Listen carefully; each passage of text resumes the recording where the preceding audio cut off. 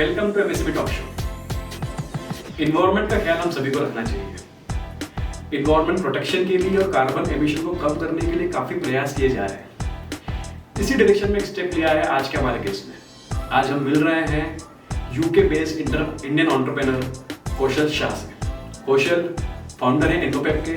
इन्फोपेप create करता है agriculture waste से sustainable packaging and paper products. उनका मिशन है कार्बन एमिशन को कम करना और इस वर्ल्ड को एक बेटर प्लेस बनाना हम सभी के लिए। चलिए मिलते हैं उनसे। Welcome to our show Kaushal. Thank you so much Rakesh sir. First of all तो आपको बधाई देते हैं इन्वायरमेंट प्रोटेक्शन के डायरेक्शन में कुछ शुरुआत करने के लिए। Thank you. सीधे पहले प्रश्न पे, हाँ जी बोलिए। इन्फोपेप की शुरुआत कैसे हुई और आपकी जर्नी कैसे रही अभी तक? पहले तो बहुत बढ़िया लग रहा है आपको मिलके आपके साथ पॉडकास्ट शूट करने के लिए and thank you for inviting me. So Infopep की शुरुआत हुई 2014 जब मैंने डिसाइड किया था इंग्लैंड सीखने को जाने के लिए and my family did support.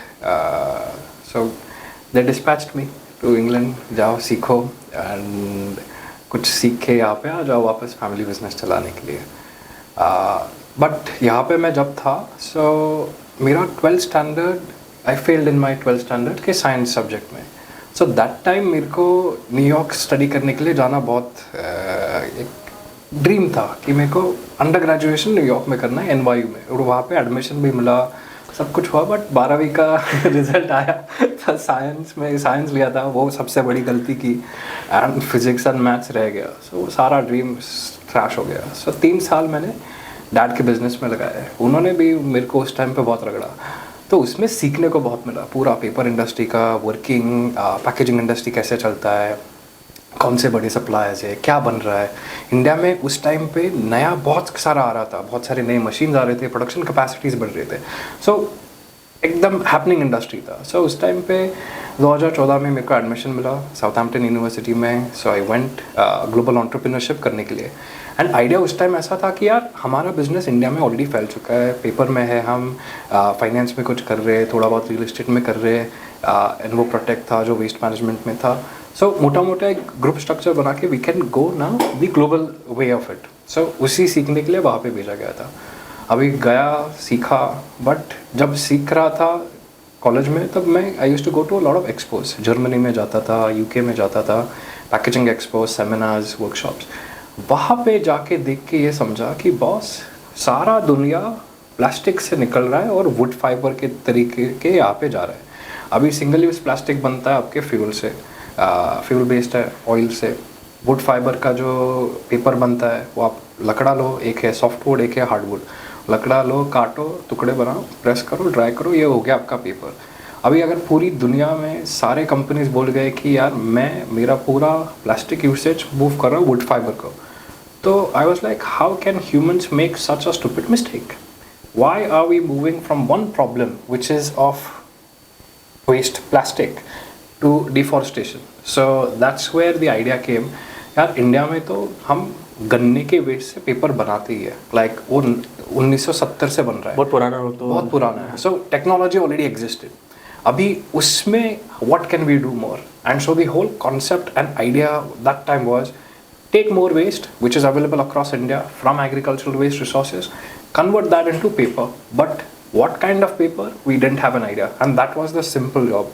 So आया मैं मार्च में, सरप्राइज दिया घर में सेकेंड सेमेस्टर चल रहा था, सरप्राइज दिया, फिर उस टाइम बताया। सो हमने अप्रैल 2015 में कंपनी इनकॉर्पोरेट किया एंड वो मेरा सेकेंड सेमेस्टर। और वो आपने कहाँ किया? लंदन में किया? लंदन में किया, हाँ। So I moved from Southampton to London because I was like, anyways 2 semester बन गए, क्लासेस तो हो गए, अभी डिसर्टेशन। तो कौशल जी यूके बेस्ड इंडियन एंटरप्रेन्योर है? हाँ ठीक है, बताइए। तो अभी भी इंडियन पासपोर्ट है, रहेगा 100% इंडियन एंटरप्रेन्योर। फिर हमने कंपनी इनकॉर्पोरेट किया एंड वहाँ से हमारा एक्चुअल जर्नी चालू हुआ। वो जो डिसर्टेशन का टाइम था, थैंक्स टू माई यूनिवर्सिटी, पहले तो double thanks to them. One, they allowed me to work on my business plan as part of my dissertation. And फिर जब बन गया बिजनेस प्लान तो अभी रहे कहाँ से वहाँ पे, like I had to get an investor visa या मेरे को लेना था एंटरप्रेन्योर वीज़ा। उसके लिए लग रहा था बहुत ज़्यादा पैसा। So that was one option. The other option was कि university में अगर आप business plan submit करो and you pass all the criteria, there are 5 levels of checks and interviews, and if you pass that, they sponsor your visa for 2 years. So I got that graduate entrepreneur visa from my University of Southampton, wherein मैंने जो business plan pitch किया था उनको वो पसंद आया and they supported me wholeheartedly. So वैसे हमारा इन्वोपैप चालू हुआ 2015 में. ग्रेट. आप एक सक्सेसफुल बिजनेस फैमिली से आते हैं. आपका जो फैमिली बिजनेस है महाराष्ट्र पेपर कंपनी, ऑलरेडी एक पेपर इंडस्ट्री में ब्रांड है. Absolutely. एंड मैं तो जुड़ा हुआ हूँ काफ़ी सालों से, एंड आपके फादर किरण जी के साथ बहुत ही अच्छा एक्सपीरियंस रहा है. उनके लिए उनके साथ काम करके एक अलग ही मज़ा आता है. जनरली मेरे को भी जनरली वो इतने चिल रहते हैं बिजनेस संभालते हुए भी, वो एक सीखने वाली बात है. जब भी मैं उनसे मिलता हूँ मैं कोशिश करता हूँ जानने की यार इतने चिल कैसे रहते हैं इतना सब कुछ मैनेज करते हुए. सो आपके पास तो सब कुछ प्लेटफॉर्म सेट है रहा है, मोस्टली आपके फैमिली मेम्बर्स वहाँ इन्वॉल्व हैं. Absolutely. उसके बावजूद आपने सोचा कि यार स्क्रैच से कुछ और करते हैं. मतलब ठीक है इंडस्ट्री मोस्टली बोल सकते हो आप पेपर में हो, लेकिन is altogether different domain different field. So कैसे आपने जब शुरुआत करी तो how was the family support और आप कैसे कर पाए? So, as you said, I come from family business, but हमारा family बहुत पहले से entrepreneurial रहा है. Like even my great grandfather, he came to Pune and he was an entrepreneur himself. After that, my grandfather himself started from chemicals and incense sticks, फिर paper में आए, फिर real estate में गए. So I think entrepreneurship existed in the family and at a very early age. And अभी family business से हो तो आप लंच और डिनर कॉन्वर्सेशन बिजनेस के बारे में होते हैं. We used to talk about interest rates at I was like what 8-9 years old. I used to understand how bank interest rates moving up is going to increase our cost of finance. And thanks to, as you said, my father, who is so chill always, but he was the person who took me everywhere, got me involved in conversations with his friends. So I used to enjoy doing that at a very younger age. And कुछ तो करना है. The platform was there, the knowledge was given, so it was about execution. And what I'm doing right now is executing my plan with the support of the family in the same industry of what we are doing, because we've got the base and the required network to scale it up globally. Great. आपके field में आपने क्या क्या innovations किए हैं? So हमने चालू किया कॉपी पेपर, जो अपने home and office paper printing में, वो हमने उसको थोड़ा सा ऑप्टिमाइज़ किया कि सारी दुनिया में चल सके. आज इन्वोपैप बेचता है अबाउट 58 कंट्रीज़ में ग्लोबली. सो सारी दुनिया में चल सके, जहाँ पे उसका मॉइस्चर, उसका paper quality, print quality same आ जाए. फिर उसके बाद हमने 2018 में इन्वोपैप रिसर्च लॉन्च किया, जहाँ पे आइडिया था कि यार इंडिया में वेस्ट है 370 मिलियन टन का agricultural waste every year generate होता है. वो इधर जला दिया जाता है या फेंक दिया जाता है.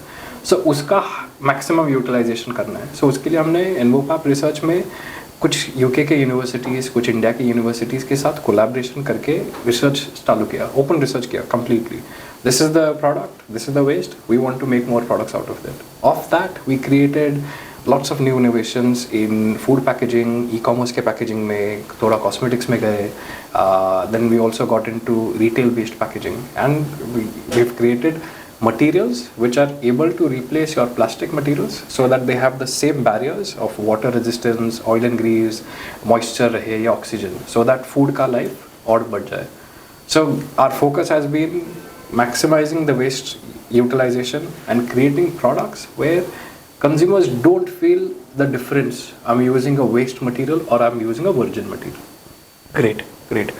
सो एक एंटरप्रेन्योर की लाइफ में बहुत चैलेंजेस होते हैं.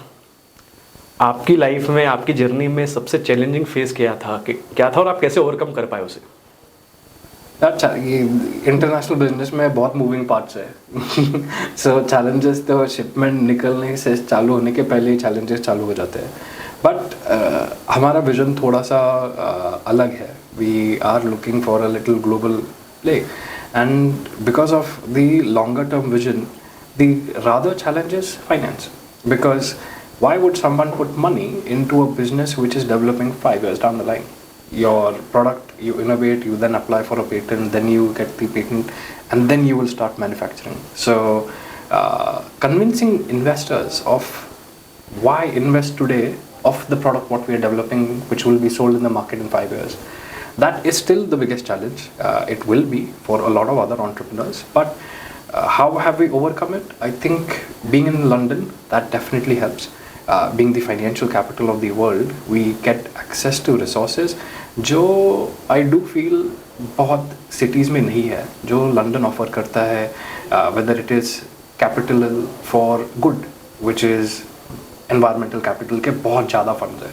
So आपके पास market भी बहुत बड़ा है, आप जिसके साथ बात कर सकते हो और जो धंधा मिले वो मिले.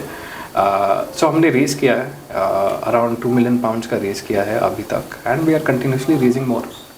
फंड्स अवेलेबिलिटी बेटर, मतलब बिकॉज ऑफ आप लंदन में थे तो availability of funds was easy. Availability of funds is not easy. Finding the right investor is much more better than any other city. Okay. Because most companies and funds do still prefer the London ecosystem because of the laws and regulations जो बहुत strict है, and it is good. So and it government का support भी है. We have been a recipient of a lot of government support. आज तक financially, support wise, strategically, we have lots of support from the government for fundraising. आपके लिए game changer decision क्या रहा London में, यूनिवर्सिटी का सपोर्ट या initially सोचना कि इस फील्ड में कुछ करते हैं, मतलब व्हाट वाज आपके हिसाब से क्या लगता है कि एक डिसीजन जो आपने लिया जो आपके लिए टर्निंग पॉइंट है, गेम चेंजर रहा? अब भी आगे का गेम चेंजर जो है, हमने एक ये इंडिया का एक प्रोजेक्ट है, the government of India's project called Sagarmala.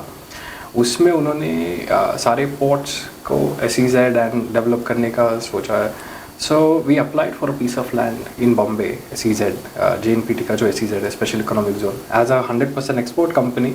हमारे लिए वो परफेक्ट था. सो हमने वो अप्लाई किया, टेंडर में आ गए, ऑक्शन जीत गया. So we acquired that piece of land and अभी हम कंस्ट्रक्शन कर रहे हैं. सो वहाँ से हमारा कैपेसिटीज़ 10 गुना बढ़ेगा. वहाँ से हमारा reach to maximum customers, lead time कम होगा, 6 हफ्ते का लीड टाइम कम होगा. सो आगे का गेम चेंजर तो यही है. पहले का गेम चेंजर डिसीजन वहाँ पे रह के काम सर्वाइवल करो. I think that is more की. इसी पॉइंट पे आ रहा था कौशल जी, दैट इंडिया पे आ रहा था. ठीक है, आप ग्लोबली अच्छा कर रहे हैं, यूके में आपने कंपनी शुरू किया, how you are contributing to India. तो आपका ये JNPT पोर्ट पे जो प्लांट का प्लान है, तो आई एम श्योर आप मैन्युफैक्चरिंग कैपेसिटी बढ़ाएंगे. एब्सोल्युटली. और यहीं से आप एक्सपोर्ट करेंगे. 100%. सो ये तो एक गेम चेंजर हो गया. But if you look at it, the global south is now a supplier to the global north as well as the global south. So global south का भी market बड़ा है. Like domestically India market is also booming, and global north has always been a buyer.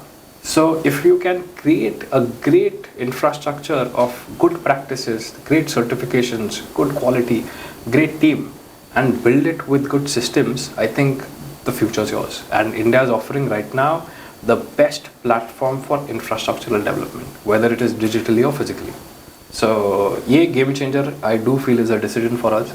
Thanks, we did take that, we did apply, and मैं बहुत खुश हूँ कि हमें वो मिला, and मेरे फैमिली का बहुत ज़्यादा सपोर्ट है वो सक्सेस होने में.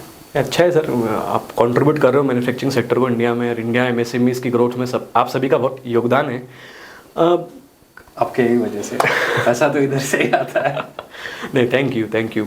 सो बेसिकली एक और समझना चाहूँगा, ठीक है आप तो आपका एक्शन नहीं रहे, बट ग्लोबली कार्बन एमिशंस को कंट्रोल करने के लिए कंपनीज को बहुत क्रेडिट मिलते हैं, जिसके कारण आपके पास से डिमांड बढ़ रही होगी. करेक्ट. तो ग्लोबली इकोसिस्टम कैसा है इस प्रोडक्ट को लेकर? सो दो चीज़ें. एक तो है आज अगर समझो एक एग्जांपल देता हूँ, एक कंपनी है जो 1000 tons ऑफ प्रोडक्ट यूज़ कर रहा है. If they use 1000 tons of single use plastic and they have an X number of emissions, but उसी में देयर प्रोडक्शन से जो चालू होके एंड ऑफ लाइफ तक अगर आप उनका जर्नी देखें, तो that is more important to be monitored. So your emissions start at when the material has been manufactured, then it goes into the processing of a brand or a product. फिर उसके बाद में consumer use करेगा, फिर उसके बाद में end of life पे जाएगा. एंड ऑफ लाइफ में अगर आप रिसाइक्लेबल नहीं हो तो जला दिया जाएगा. अगर बायोडिग्रेडेबल नहीं है और मिट्टी में गया तो मिट्टी ख़राब करेगा. कंपोस्टेबल नहीं है. सो एंड ऑफ लाइफ बहुत इंपॉर्टेंट है. एंड ऑफ लाइफ का एमिशंस भी कैलकुलेट करना बहुत इंपॉर्टेंट है ना. यही अगर दूसरी जगह पे इनोवेशन साइड पे देखें, आज मटेरियल सेक्टर में इतना इनोवेशन हो रहा है बिकॉज बहुत ज़्यादा वर्ल्ड वाइड कंपनीज बढ़ गए हैं जहाँ पे वेस्ट है. So I am using waste of agriculture. There are multiple other people using waste of pineapple. There is waste of stone. There is waste of seaweed. So अलग-अलग नए innovations आ रहे हैं. Now when we look at these new innovations, we are going from the basic. Manufacturing में हमारे emissions क्या है? Production companies brands जो use करेंगे उसका emissions क्या है? End of life में अगर गए तो how can we offer more? अगर ऐसा material बना जो customer use करे, coffee cup यूज़ करे और घर पे जाए और अपने कंपोस्ट बिन में डाल दे. So we are reducing the number of emissions for transportation of that cup after utilisation to the recycling centre. फिर रिसाइकलिंग सेंटर से जाएगा और एक दूसरे जगह पे. So if you can reduce the more and more emissions across the whole value chain, supply chain. so that is the ideal goal, and that is where the global markets, all my customers work with me because I give them carbon emission reports कि आज आप ये product use कर रहे हो, कल से आपने हमारा चालू किया है. सो अगर 1 साल 2 साल 3 साल आप यूज़ करो तो आपका एमिशन कितना कम होगा कंपैरिजन में. And coming back to the carbon credits mechanism, I do feel it's in very early stages of world wide implementation. Each government is also in a very different phase. जो carbon tax बोलते हैं उसका charge Sweden में सबसे highest है, India का अलग है, यूएस का अलग है, यूके का चार्ज अलग है. So we are in that stage of bringing it together. And ये जो कॉप होता है अभी दुबई में था, सो ये हर साल होता है. एंड ये जो कॉन्फ्रेंस ऑफ पार्टीज़ है वो उसी के लिए होता है, so that we progress all countries together in the front. Major brand जिनके लिए आप अभी सप्लाई कर रहे हैं प्रोडक्ट्स, आप शायद वर्ल्ड कप में भी कुछ सप्लाई कर रहे थे लास्ट टाइम आपसे बात. सो हमने दुबई वर्ल्ड एक्सपो जो था वहाँ पे सारा बैग्स का काम किया. फिर यूके में हम वाटर कंपनीज के साथ काम करते हैं, मार्क्स एंड स्पेंसर्स का फ्लावर पैकेजिंग करते हैं, कुछ कॉस्मेटिक ब्रांड्स का कॉस्मेटिक प्रोडक्ट्स बनाते हैं. Then we work with a few toy companies in their print materials. So अलग अलग we have tapped in multiple industries. And at the end of the day we are also going through that phase कि कौन से industry में हमें सबसे ज़्यादा output भी है, इनकम भी है एंड लॉन्ग टर्म प्रोस्पेक्ट भी है. ठीक है. इंडिया में इस प्रोडक्ट का वायबिलिटी कैसा है? बिकॉज कॉस्ट सेंट्रिक मार्केट है. Absolutely. और आई एम श्योर कि आपका प्रोडक्ट बिकॉज टेक्नोलॉजी ड्रिवन है तो थोड़ा कॉस्टली भी होगा एज कम्पेयर टू लोकल जो होगा. तो हाउ यू सी कि इंडिया में इसका वायबिलिटी और अडेप्टेबिलिटी कैसा है?